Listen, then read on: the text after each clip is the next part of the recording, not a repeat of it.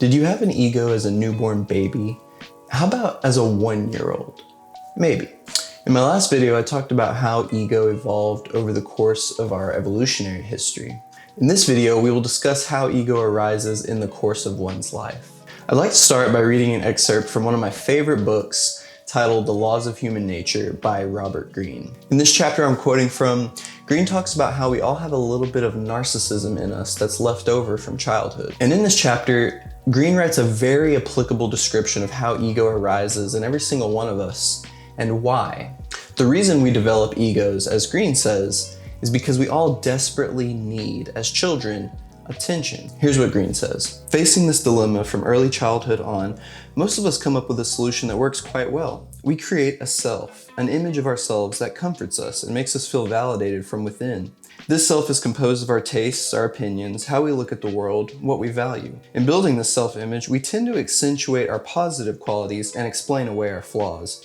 We cannot go too far with this, for if our self-image is too divorced from reality, other people will make us aware of this discrepancy, and we will doubt ourselves.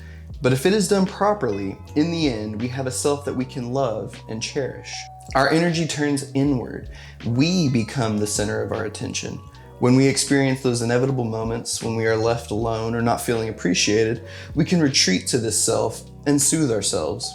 If we have moments of doubt and depression, our self-love raises us up and makes us feel worthy and even superior to others. This self-image operates as a thermostat, helping us to regulate our doubts and insecurities. We are no longer completely dependent on others for attention and recognition. We have self-esteem. I like how he frames this picture of ego developing from our need for attention. Obviously, this isn't a conscious decision. We don't say to our 3-year-old self, "Nobody's paying me any attention around here. I'm gonna create a self that will give me the attention I deserve." It's not our job to make this self. It's ego's job. The problem is that ego doesn't know what it doesn't know. So if you're raised in front of violence, ego will create a violent self. If you're raised in front of loving and compassionate parental figures, ego will create a loving and compassionate self. But in either case, we still suffer at the hands of ego.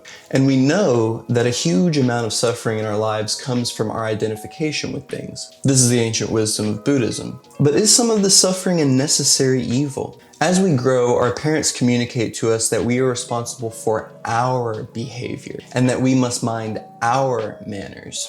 And so as we begin to understand language and how to use it, we are taught that we are our bodies, our thoughts, our intentions, our desires. As our parents communicate to us in this way, they are effectively strengthening our ego.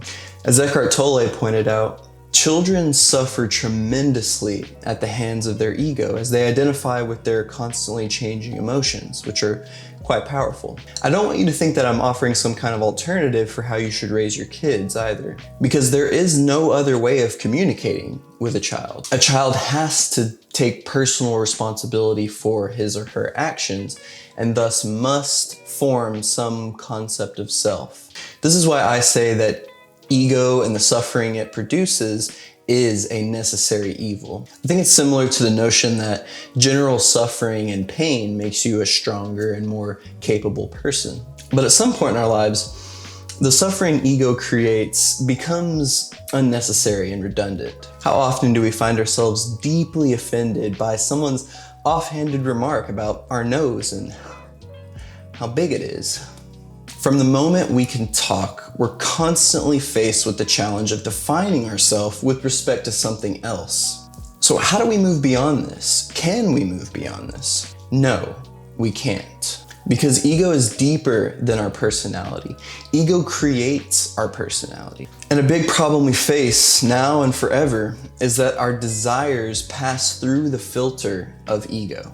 You could even say that ego creates our desires as a means of enhancing itself. This is why we can never have enough. The moment we obtain the thing we desire, suddenly and out of nowhere, a new desire arises. And we find ourselves back on this hamster wheel of chasing unmet desires. Because ego is always running in the background, we're always after something. And this is because ego is always either searching for something or waiting for some bit of information to come in that it can use to enhance the illusion that we're real. The spiritual guru searches for enlightenment. And when he finds enlightenment, he then searches for the right words to explain his experience of enlightenment to others. All this just because we wanted a little bit of attention as children. Okay, so from childhood onward, we're stuck with our egos. What then? What else is there? This is where I differ from most people in the spirituality sphere. Teachers like Aaron Abke, Eckhart Tolle, Muji, they teach the path to happiness by practicing realizing that ego is just an illusion. And this approach towards knowing oneself on a deeper level and thus achieving happiness in this way works for a lot of people, but I think it can also serve as a dead end for others. Teaching someone to meditate is good for their mental health, just as teaching someone to exercise is good for their physical health. Okay, how do I protect myself from the people who are trying to take my job? How do I convince a room full of people to take my ideas seriously?